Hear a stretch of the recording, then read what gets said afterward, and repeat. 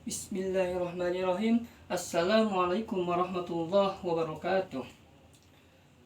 Baik, yang saya pahami dari landasan pendidikan, jadi landasan pendidikan adalah tumpuan dasar konseptual yang digunakan dalam dunia pendidikan.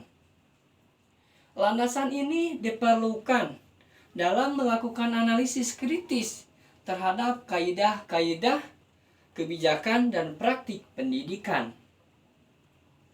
Jadi, tanpa landasan, praktik pendidikan tidak akan jelas arahnya kemana. Jadi tanpa pendidikan kita tidak tahu kemana arahnya. Jadi harus ada yang dinamakan landasan pendidikan. Lalu terdapat beberapa pengertian landasan pendidikan menurut para ahli. Yang ke satu menurut Ki Hajar Dewantara, yang kedua menurut Thomas Grom.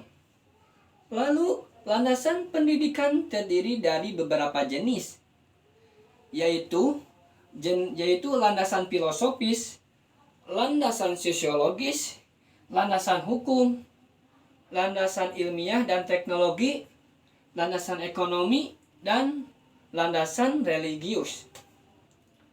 Terus lanjut ke materi yang selanjutnya, yaitu materi dari Bang Najri yang membahas tentang aspek-aspek pendidikan. Yang saya pahami tentang aspek-aspek pendidikan, yaitu pendidikan harus dipandang sebagai suatu proses penyesuaian diri manusia secara timbul balik dan berinteraksi dengan alam sekitar, dengan sesama manusia. Jadi kita harus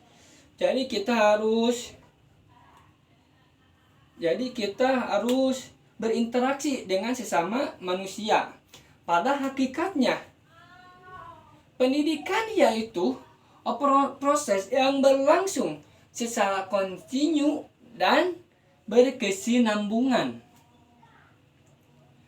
Lanjut, aspek-aspek dalam pendidikan juga terdiri dari aspek pendidikan agama, aspek pendidikan akal, aspek pendidikan akhlak, aspek pendidikan seni, dan aspek pendidikan individu, yaitu orang per orang, individu kita ya. Jadi terus tujuan apa sih yang ada di aspek pendidikan?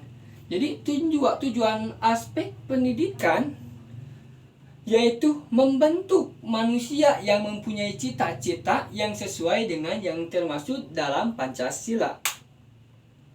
Oke, kita lanjut ke materi selanjutnya, yaitu tentang pendidikan nilai.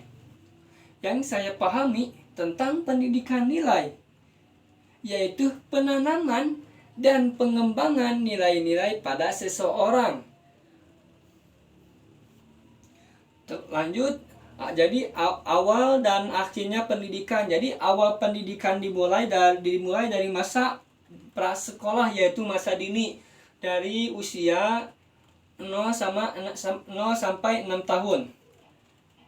Jadi menurut Ki Hajar Dewantara, pendidikan dimulai sejak anak lahir dan berakhir setelah